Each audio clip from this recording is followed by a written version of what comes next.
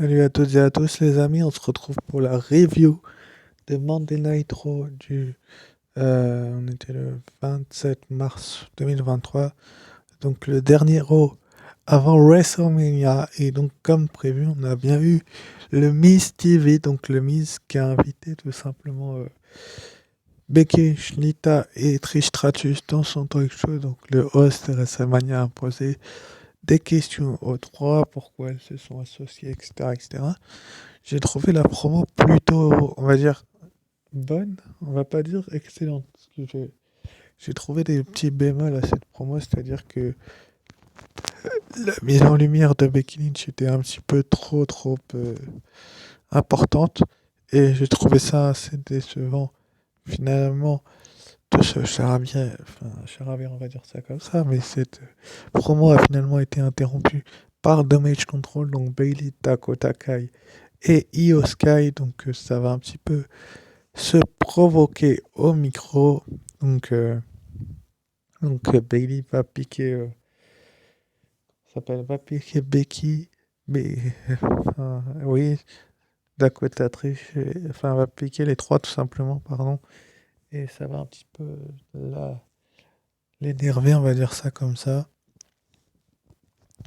même si Becky Lynch et Bailey vont se disputer finalement, ce qui va nous mener au premier match de la soirée dans ce WrestleMania Raw. Donc c'était Becky Lynch accompagnée de Trish Stratus et Lita bien évidemment contre Io Sky de Dommage Control. Donc le match a été plutôt correct. J'ai pas envie de cracher sur la WWE vu que c'est une WrestleMania Week et qu'ils avaient peut-être d'autres choses à avancer. Mais bon, la WWE elle nous a fait rêver avec ce match parce que je pense qu'ils avaient eu la possibilité de mieux faire. Donc c'est plutôt une bonne chose de faire un match comme ça. Finalement, Becky va s'en sortir avec son Manhandle Slam en plein centre du ring. Donc elle a remporté la victoire et repartir victorieuse de ce show-là juste avant de décoller pour Los Angeles pour WrestleMania. C'est une grosse, énorme victoire pour Becky Lynch, bien évidemment. Donc c'est plutôt une bonne chose que Becky Lynch ait gagné. Mais est-ce que Becky Lynch a le droit chemin? Et sur le droit chemin, je ne suis pas certain du tout qu'elle soit vraiment mise en avant dans cette rivalité-là. Est-ce que elle va survivre? J'en suis pas certain du tout. J'ai l'impression qu'il va falloir continuer de construire son personnage petit à petit parce que Becky Lynch, pas tout simplement, est assez forte pour, euh, pour, euh, pour Io Sky.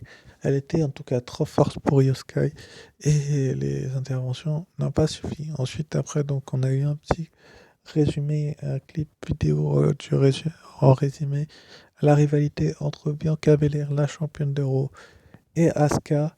Donc ils font ça souvent avant WrestleMania. Les clips vidéo entre les champions et les challengers. Donc là, c'était Bianca Belair et Asuka. Donc on a revu le parcours de Asuka qui est assez intéressant. Puis un peu plus tard, on a revu celui de Belair. Donc c'était plutôt une bonne chose. Ensuite, après, donc on a eu Seth freaking Rollins qui s'est retrouvé face à Mustafa Ali. Donc Mustafa Ali qui s'est un petit peu moqué des droites que Logan Paul avait foutues à Seth freaking Rollins. C'est donc Seth freaking Rollins qui lui a dit bah tu sais quoi, on va se voir sur le ring. Et donc en moins de quelques minutes, on va dire ça comme ça, en moins de 2 minutes, 3 minutes, je sais pas. Le match a duré pas longtemps avec un Kurt Stomp du coin et un autre Kurt Stomp. Pardon, Seth freaking Rollins va finalement s'imposer. Donc c'est une grosse victoire pour Seth freaking Rollins, même si il n'en avait pas réellement besoin face à Mustafa Ali. Bah là, il l'a fait, il a survécu à ce gros match-là. Et ensuite, après, bah, il a pris le micro et il a dit que demain, donc samedi 1er avril, pour WrestleMania, c'est l'anniversaire de Logan Paul, mais c'est pas Joyeux anniversaire qu'il va entendre comme chanson, c'est sa chanson à lui. Enfin voilà quoi, son thème song à lui. Et qu'il allait tout simplement démolir Logan Paul et lui faire payer le fait qu'il lui ait coûté le titre des États-Unis et éliminé tout Royal Rumble match. Donc, c'est plutôt cool. Excusez-moi que cette Rick Rollins et cette possibilité-là d'être mis en avant. Ensuite, après, donc, on a eu le, le, la pesée entre Brock Lesnar et Omos. Donc, Omos est d'abord monté dans la balance, sur la balance. Je vais y arriver, j'allais dire. J'étais dans la balance, sur la balance. Il est monté, il a. MVP a dit le poids, enfin, et la taille d'Omos. Donc, c'était assez impressionnant. Et puis, à ce moment-là, Brock Lesnar est arrivé et a voulu mettre des coups de pélier à Omos et se éjecter du ring, mais n'y est pas parvenu finalement. Et au moment où il s'est emparé de la machine pour peser et où il voulait frapper Omos, il s'est pris un big boot et il s'est vite évadé à l'extérieur du ring. Vous savez très bien ce que je pense de cette rivalité, hein, personnellement. Elle est assez longue et naze pour moi. Voilà, c'est tout ce que j'ai à dire là-dessus. Et le segment n'était pas terrible. Ensuite, après, donc, on a eu un petit clip ou une vidéo diffusée sur le palmarès, tout simplement, de Charlotte Flair. Donc, Charlotte Flair qui a un sacré palmarès pour ceux qui ne le savent pas. Elle a quand même été championne de SmackDown 14 fois, je crois, si je dis pas de bêtises. Et là, elle continue sur sa lancée, donc c'est plutôt une bonne chose que Charlotte Flair ait eu cette petite vidéo-là, même si je vais pas vous mentir, je suis assez déçu de sa rivalité avec Rhea Ripley qui a justement répondu à ses propos du dernier SmackDown en disant tout simplement qu'elle allait la battre, qu'elle allait prouver qu'elle est meilleure qu'elle. Donc c'est assez intéressant de la part de la WWE, c'est un peu moqué de Byron Sexton Rhea Ripley au passage, mais bon, on sait très bien la suite que nous réserve par la WWE. Donc, est-ce que Rhea Ripley est réellement prête à devenir championne? On verra bien. Ensuite, après, donc, on a eu le 8-man tag team match. Donc, c'était les Street Profits, Braun Strowman et Ricochet contre l'Alpha Academy et les Viking Raiders. Donc, les équipes du WrestleMania Showcase, tout simplement. Et les Street Profits, Braun Strowman et Ricochet, finalement, sont parvenus à s'imposer. Bon, on sait très bien que Braun Strowman et Ricochet allaient être mis en avant. Mais à ce point-là, j'avais un peu du mal à me l'imaginer, même si je pense qu'ils auraient pu être mis en avant. Mais bon, c'est comme ça. C'est eux qui gagnent. Enfin, ils ont été mis en avant. Ensuite, après, donc, on a une petite promo de Finn Balor qui répondait à Edge par rapport à la promo qu'il avait fait la semaine dernière où il a dit qu'il ramènerait The Broad à WrestleMania. Bah là, Finn Balor lui a répondu. C'était vraiment intéressant en fait que Balor réponde parce qu'on savait très très bien que,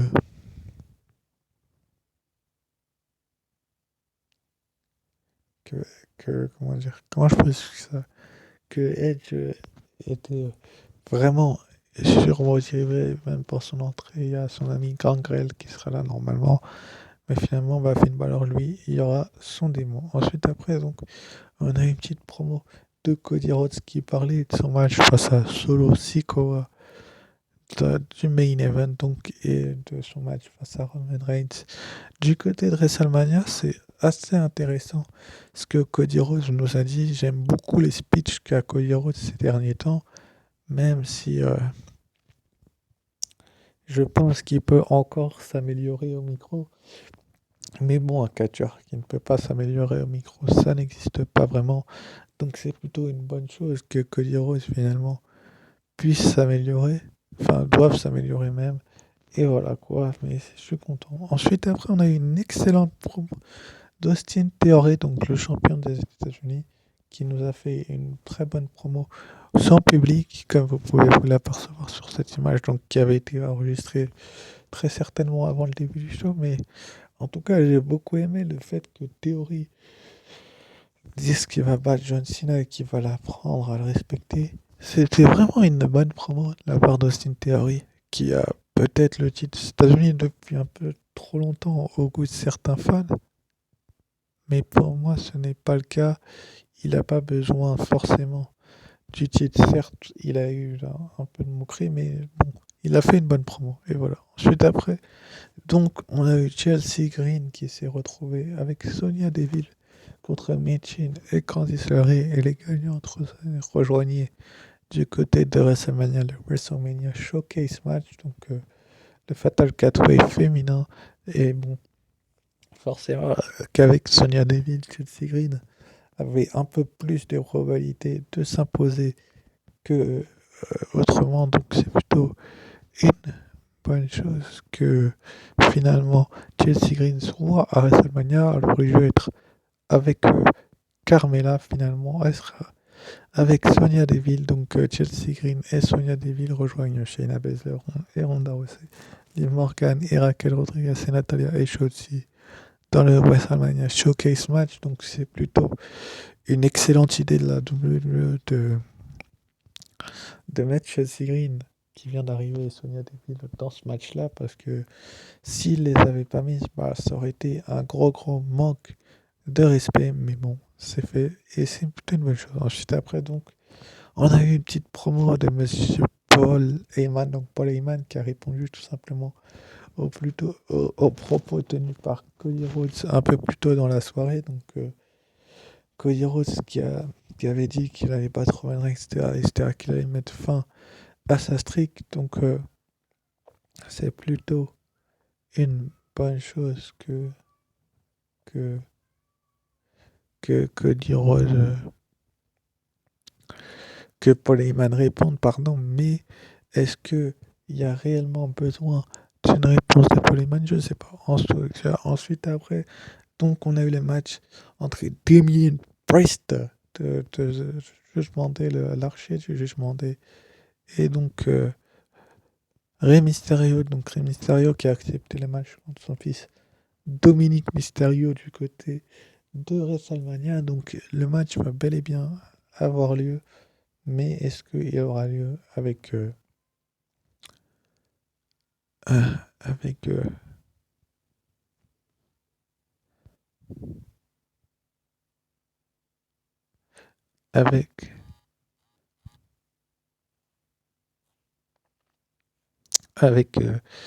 avec l'envie que la WWE connaît, ou est-ce qu'il aura pas lieu? On ne sait pas trop finalement. Rey Mysterio va s'imposer par disqualification parce que bah, Dominique Mysterio va l'attaquer. Mais finalement, Santos Escobar, Rakin White et Raúl Mendoza, donc les gars del Fantasma, vont faire le sauvetage et vont leur dire non, non, non, ça se passe pas comme ça, les mecs. Et finalement, donc Dominique Mysterio et Damien Priest vont prendre la fuite. Est-ce que Damien Priest sera dans le coin du fils de Rey, Dominique du côté de WrestleMania? Je ne sais pas du tout, mais en tout cas, c'est une bonne chose que les Legado del Fantasma soient venus sauver le Rey Mysterio. Ensuite, après, donc, on a une petite promo de Kevin Owens et Sami Zayn dans les backstage, donc plutôt pas mal vu de la part des officiels de faire cette promo-là, parce qu'on sait très bien que Kevin Owens et Sami Zayn avaient réellement besoin de cette, comment dire, promo. Bah, là, ils l'ont eu. Et ils l'ont eu du côté de SmackDown aussi. J'aime beaucoup la rivalité, je l'ai déjà dit, du côté dans le SmackDown entre ces équipes-là. Mais en tout cas, c'est une bonne chose que Kevin Owens et Sami Zayn aient fait une promo. Ensuite, après, donc, on a eu un match du champion intercontinental, donc Gunter qui était bel et bien présent du côté de Raw. J'ai trouvé ça assez étonnant que les catcheurs de SmackDown apparaissent à Raw, mais bon, c'est la WWE, c'est la Raw WrestleMania. On y arrive presque à sa fin, mais bon, enfin, il reste un show, c'est le SmackDown de ce soir, mais en tout cas, Gunter, lui, il a pas fait dans la dentelle avec son Last Symphony. Il s'est débarrassé tout simplement de, de Todd Ziggler pour tout simplement faire une preview de ce qui attendra Drew McIntyre et Sheamus du côté de WrestleMania. Est-ce que on aura un nouveau champion ou pas? Vous aurez mon analyse et mon avis très bientôt. Mais en tout cas, Gunther a survécu. Et enfin, donc dans le main event, on a eu le droit au match entre Cody Rhodes, l'American Nightmare, et Solo Sikoa. Donc Cody Rhodes qui a un peu manqué de respect à Solo Sikoa la semaine passée. Pour ceux qui ne le savent pas, il a un peu tarté. Et Solo Sikoa n'a pas vraiment pu réagir parce que Roman Reigns lui a dit de fuir tout simplement. Enfin, il lui a demandé de partir et de rien faire. En tout cas, c'est une bonne chose que Cody Rhodes tout simplement ait eu enfin l'opportunité de se retrouver face à Solo Sikoa. Et la streak de Solo Sikoa était en jeu, bien évidemment, les amis. C'est quand même une grande nouvelle que Solo Sikoa et sa streak étaient en jeu. Et finalement, donc Cody Rhodes avec son Crossroads à la fin du match, après une tentative d'intervention des Usos, qui a été chassé par Kevin Owens et Sami Zayn. Donc Solo Sikoa s'apprêtait à porter sur Samoa Spike, mais Cody Rhodes l'a contré avec un Crossroads et 1 et 2 et 3. Et donc Solo Sikoa, j'ai envie de vous dire, a enfin perdu parce que je me demandais pourquoi il gagnait assez souvent. Apparemment, il voulait le construire pour être un petit peu un homme qui devrait mettre Man Rights en porte-à-faux. Mais là, c'est pas le cas. Visiblement, Cody Rhodes a pris le dessus sur Solo Sikoa. Donc Cody Rhodes arrive avec le plein de confiance avant son face-à-face avec Roman Reigns cette nuit du côté de SmackDown, de WrestleMania SmackDown juste avant WrestleMania. Et donc, il a vraiment, vraiment une confiance énorme Cody Rhodes et qu'il enchaîne les victoires ces derniers temps. Donc, c'est plutôt une bonne chose. Sur ce, je vous remercie d'avoir suivi cette review. Likez, commentez et abonnez-vous si ce n'est pas déjà fait. Je vous retrouve pour la review de NXT. Sur ce, je vous dis ciao, bye.